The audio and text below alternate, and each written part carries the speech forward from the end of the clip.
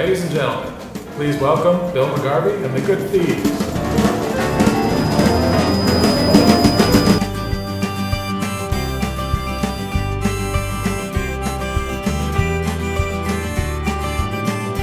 I still lose my faith nearly every day. Wonder if I'm still awake at all. I still lose your face. You don't have much to say. Still I go on talking to this wall. Some of you might be wondering why a secular singer-songwriter is here to talk about spirituality. I guess it'd be important for me to start at the beginning. So I'd like to invite you to travel with me back to my childhood, a time known as the 1970s. The 70s were a very, very funky time, and I was a part of it, but unfortunately the McGarvey family were not a particularly funky bunch. I grew up in a very religious Catholic household where the sense of the sacred seemed as though it was only experienced at one time and place, and that was on Sundays at church. But as I grew older and was able to see things beyond the walls of my family's home, I began to experience other things that seemed incredibly important as well, and many of those things seemed to happen on the ordinary days between Sundays. I was starting to get the sense that my family somehow wanted to remain separate from the rest of the world. There's something out there that we didn't want to have any part of. It was temptation, it was lust, it was all those scary, sexy things rolled into one. And I was interested. Come on, it's alright, it's alright. She says her love's divine. I wanna be there when that girl meets God. The music that began to increasingly occupy my time at age 14 and 15 seemed to make the faith that I was taught appear small, defensive, claustrophobic.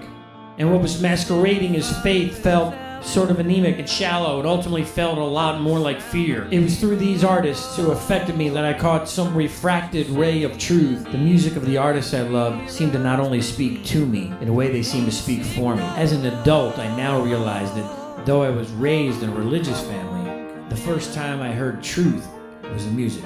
Without realizing it, I desperately needed my world to get bigger. It was all about connecting to the world. Homemade antennas, hot wired with tin. We're staying up all night on the Citizens Band. For a long time, I was what you might call a closet Catholic among my musician and artist friends in New York City. If I wasn't sure how the two fit together, faith, music, I was pretty sure that an iconoclastic group of artists wouldn't understand it either. So many calls, really all you hope to find. You're not alone. You're not alone. I also run a website called bustedhalo.com, which is an online magazine for spiritual seekers that deals with the intersection of pop culture, spirituality, faith, and religion. What we basically try to do at Busted Halo is to talk about relevance. We believe, essentially, that everybody has a spiritual side to them, a spiritual question. Fundamentally, we engage the imagination in relationship with God. The experience of the sacred, our experience of God, is always surprising us in some unexpected ways.